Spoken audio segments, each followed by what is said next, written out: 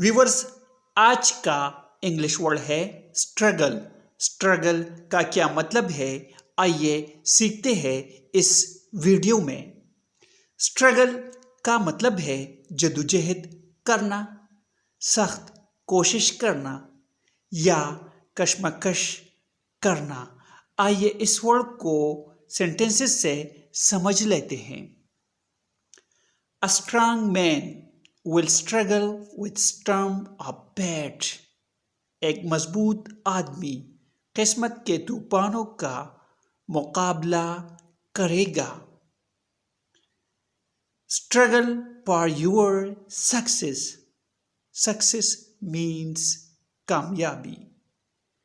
Struggle for your success, अपनी कामयाबी के लिए जद्दोजहद करें, कोशिश करें।